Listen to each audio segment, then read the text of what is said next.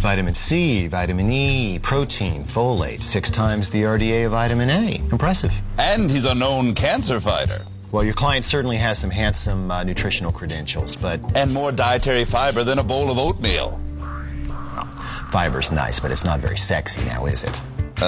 No. And let's face it, your client's just not much to look at, is he? No, but every meal needs a versatile supporting player. Someone who can complement a wide range of textures and flavors. My client does it all, Mr. Brown. Sweet, savory, you name it. Why, one food critic even dubbed him the pork of the root world.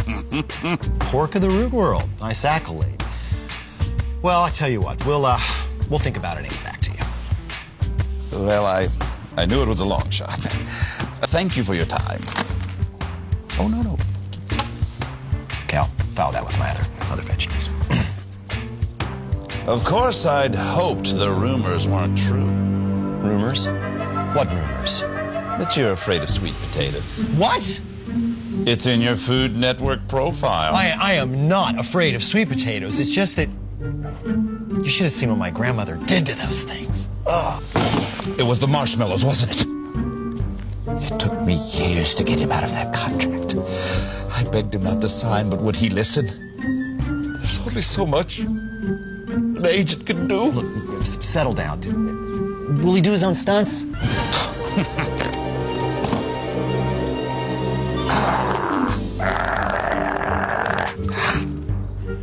All right, listen, I'm going to give the kid a shot. You won't regret this, Mr. Brown. You give my client a few decent tools and a little know-how, and we'll make him a star. Wait a second. This show's already got a star. What I really need are just a few good...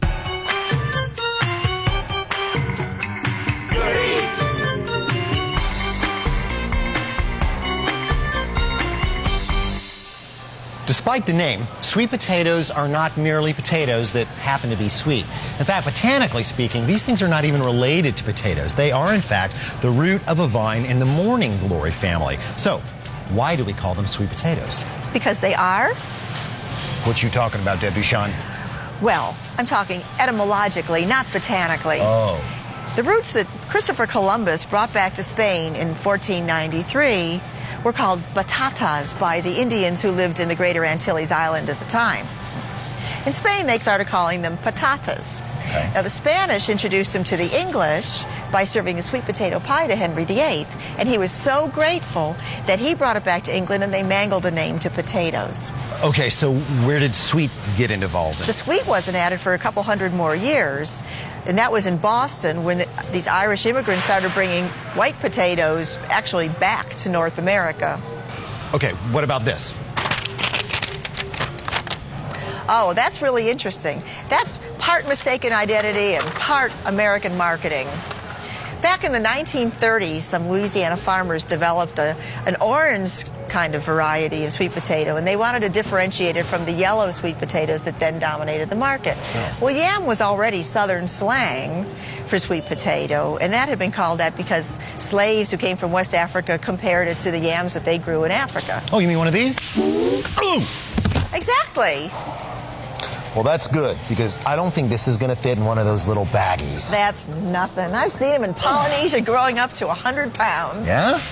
Yeah, and the really interesting thing is in Papua New Guinea, they grow them there. They also grow sweet potatoes. The women grow the sweet potatoes, but only a man can grow a yam. They call them man yams. Man yams? Why is it that only men can grow man yams? Because the yams that they grow resemble something that only men have. Yeah? Think about it. Traditionally a cold weather staple, sweets are available year-round now, but their flavor really does peak during fall and winter months. Always choose specimens that are a bit heavy for their size, or free of any soft spots or sprouts. Otherwise, I wouldn't get too carried away with aesthetics. I mean, sweet potatoes have never been known for their looks, which is probably why there's never been a Mr. Sweet Potato Head. See, sweet...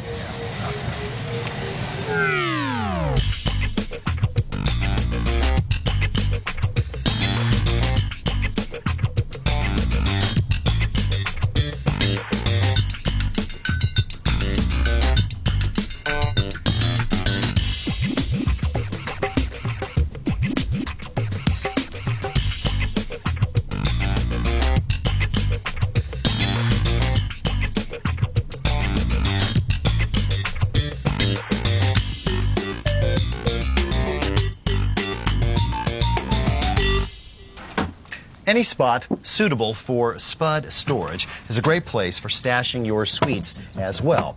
Since they're mighty moist when harvested, sweet potatoes are cured or partially dried in kilns for a few days to toughen their skins and increase their storage potential. You don't want to undo that cure, okay? So keep these in dry, cool, well-ventilated areas, okay? And try to use them within, say, 10 to 15 days. Oh, and remember, sweet potatoes bruise a lot more easily than regular potatoes, so be gentle, okay?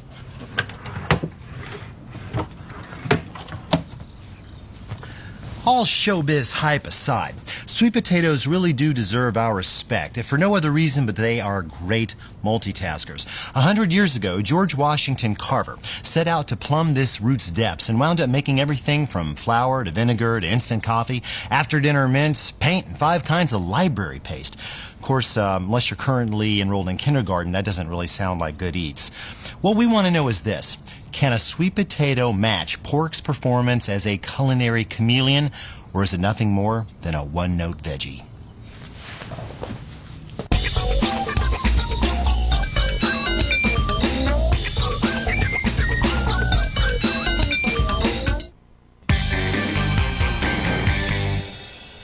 Anything a white potato can do, a sweet potato can do. For instance, you can bake them in the oven, just the way you would any baking potato, just out on the rack. The problem is that even at 350 degrees, this takes a very long time, and the process tends to mute the sweetness of the root. Other options? Well, you could certainly boil them. That's fast. Problem is that since sweet potatoes lack the waxy texture of boiling potatoes, and since they are packed with water-loving sugars, they waterlog very easily. It's not good eats. The other option, of course, steaming. Not only is steaming convenient, it is fast, it is easy, it is predictable, and best of all, steam does not wash away either nutrients or flavors, which is a very good thing indeed. Now here we have 2 large sweet potatoes cut into cubes. The more uniform the cubes, the more even the cooking. This ends out being about 20 ounces or 4 cups, going into a pot containing 1 quart of water. We'll lid that up and set our friendly neighborhood timer to 20 minutes.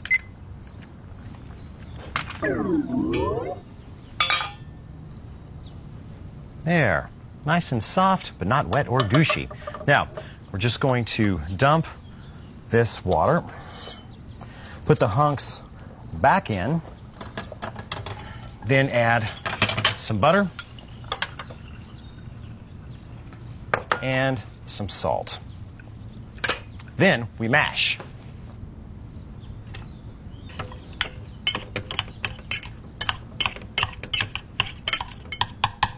If you're looking for a finer texture, you could use a ricer or a food mill. You could even use an electric stand mixer if you want, but you'd be making library paste. See, the problem is that the little starch granules in sweet potatoes just can't handle that kind of abuse. But that's good. Of course, if they really do have porcine potential, what they should be able to handle is a little bit of heat. Chemical heat, that is. Chipotle chilies. Basically, smoked jalapenos packaged with a viciously hot concoction, albeit delicious concoction, called adobo. Okay, now, since these are canned, they have been fully cooked and are ready to deploy.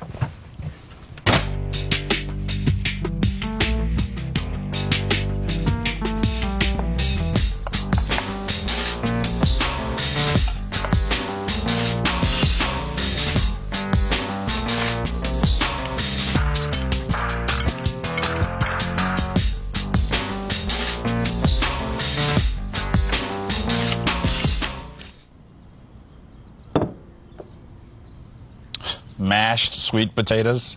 That's great, Mr. Brown. Really, terrific. Really. But We did a whole season of dinner theater mashers off Broadway. oh, you're afraid of typecasting. Fine. Does this taste like typecasting to you? Wow. Hey, that would be great with a steak. Indeed it would. Be nice with some onion rings on top, too. Still, my client needs to go in a new direction, somewhere a regular spud can't. Maybe, perhaps, could be... Waffles! Waffles? Waffles. Waffles. That sounds risky, avant-garde, independent. I like it. But won't that require special makeup? You just leave that part to me. Marty, Sid, have I got a tuber for you. He's an underground sensation.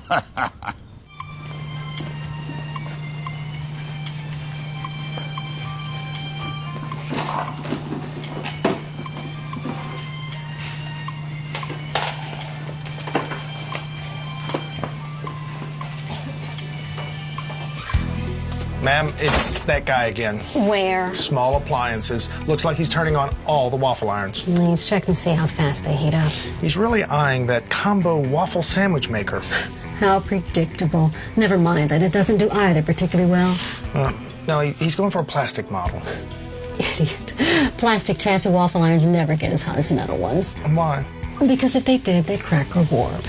He needs to focus on the real issues. Like an easy-to-clean non-stick surface, a floating hinge lid that ensures an even rise, an adjustable thermostat, and a light that tells you when the iron is ready and the waffle is done. And a moat to catch batter runoff.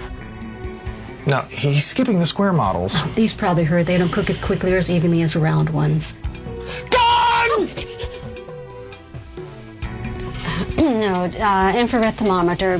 He's checking to see how hot the units get. Why's that? Because the hotter the unit, the faster the waffle cooks, and that means a crisp exterior and a moist interior. Well, maybe he's not as dumb as you think.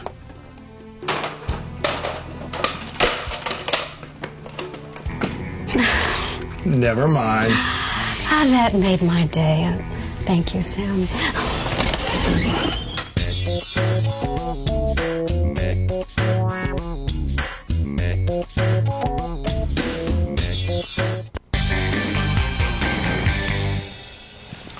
As is true of most epics, if the star of our waffles is truly going to shine, it's going to need the aid of many supporting players. 3 teams of players, in fact. We'll start with the dry team.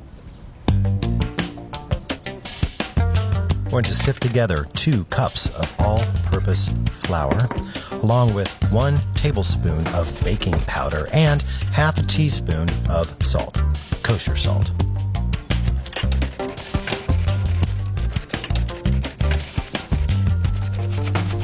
Now moving on to the wet team. Beginning with 1 cup of milk, 1/4 cup of light brown sugar, firmly packed, 1/4 cup of butter, unsalted of course, melted, about a tablespoon of grated orange zest, and last but not least, 1½ cups of our star, mashed steamed sweet potatoes without the chipotle peppers this time. And stir to combine.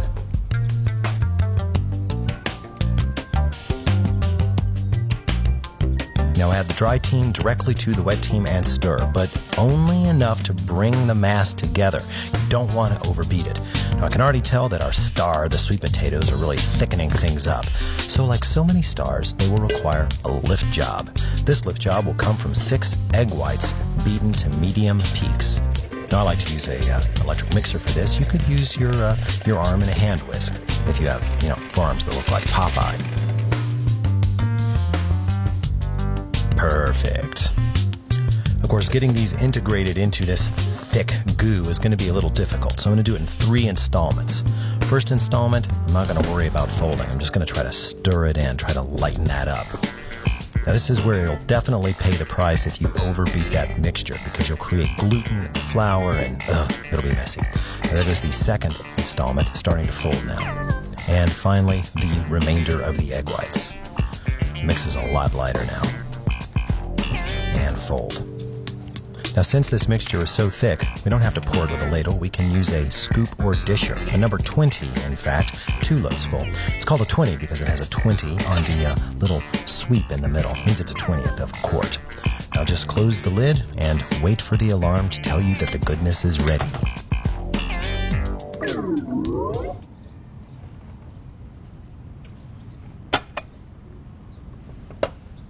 Sweetheart, I'll have to get back to you. Call me if Lino calls, all right? Hello, beautiful. Toppings are, of course, only limited by your imagination. Me, I tend to like a nice dark amber maple syrup and a few toasted pecans. But if you're looking for more of a dessert scenario, you could augment that with a little bit of butter pecan ice cream. Oh. Well, I usually eat with my hands.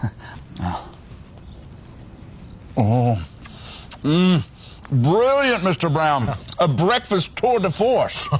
Now that we kicked the Spud's butt, what do you say we take out the rest of my client's competition? What are you, an agent or a hitman?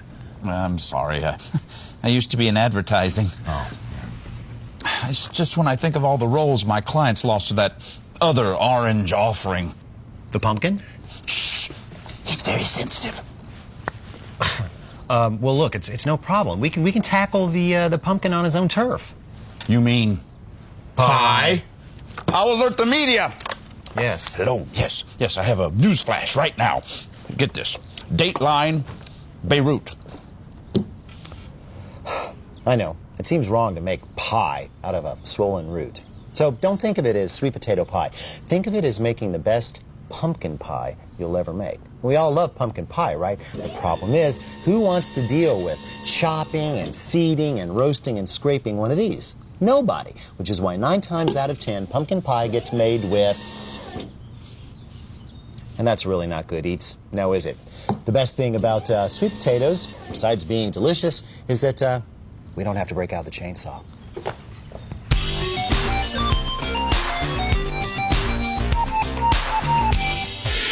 Break out your stand mixer and into the bowl insert 1 1/4 pounds of sweet potato cubes that you have steamed for 20 minutes. Insert the paddle and beat on low just until they start to fall apart. Then turn up the speed and mash them good.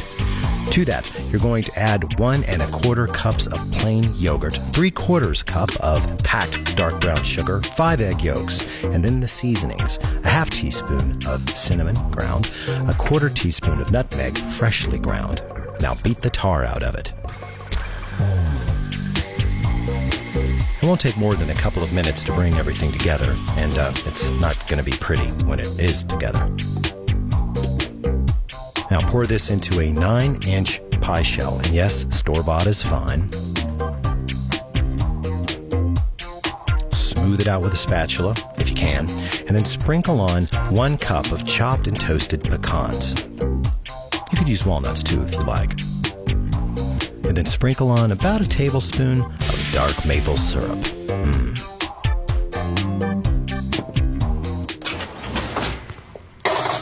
Slide your masterwork into a 350-degree oven and close the door for 50 minutes.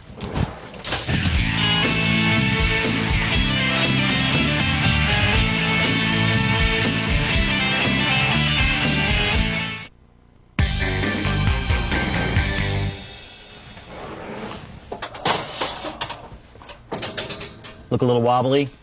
Well, this is one of those times when it is devilishly difficult to discern doneness from a visual inspection alone. Luckily, this kind of pie, a custard, sets between 160 and 180 degrees, so it's important to pull it while it's still a little on the wobbly side. You wait too long and it'll crack on top like a nasty cheesecake. This is 173, which is just right.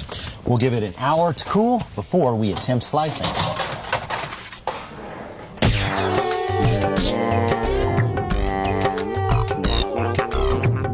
Marshmallows? We don't need no stinking marshmallows. Pie. It's beautiful. Yes, it is. Whoa, whoa, whoa, whoa, whoa. What? Can't we just look? You cut that and we can kiss that Vanity Fair cover shot. Adios. Relax. Relax a second.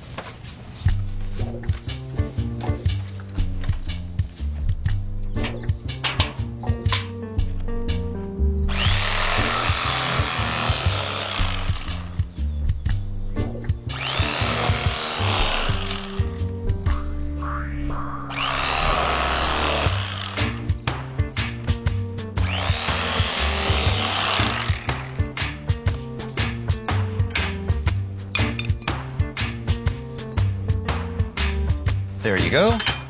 And we just put this guy back, and with a piece missing, it'll be easier to cut next time. Enjoy. Oh, no. You TV chefs can fatten up, but we power players have to be lean and mean. Oh, yes, I'll hold. We hope we've opened your mind and maybe even your heart to the star potential of the sweet potato. Whether you're looking for a sweet treat, a savory side, or a darn healthy breakfast companion, the sweet potato is a root for all seasons. Not to mention, good eats. Martha, baby, have I got a root for you?